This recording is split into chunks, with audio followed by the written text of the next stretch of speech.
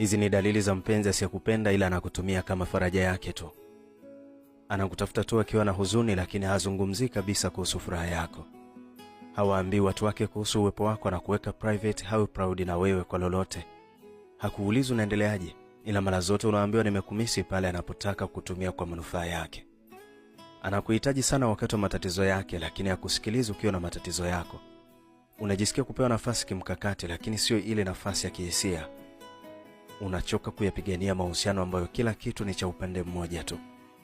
Huambiwi ukweli wala kupewa uwazi, bali unatulizwa kwa vitendo fulani vya muda mfupi. Hana nafasi ya kukuombea mema, lakini anataka kuwa sehemu ya mafanikio yako. Hakubembelezi kwa lolote, lakini hataki kukuachilia kwa sababu ya historia ya mlikotoka. Anaweza kuomba nafasi ya kupumzika au kusitisha mawasiliano kila mnapogusa jambo zito. Anakufanya ujisikie mwenye hitilafu au mkosaji ili yeye aonekane yupo sahihi. Ukijitoa kwa upendo, anakuongezea mahitaji, si kwa kujali bali kwa faida zake. Kuna aina ya mahusiano huumiza, hasa pale unapohisi unampenda mtu ambaye hana moyo kwa ajili yako, ila anajua kuwa wewe ni sehemu salama ya nafsi yake. Kama anakukuta hayo kwenye uhusiano wako, jua hakupendi, anakutumia kama faraja yake tu.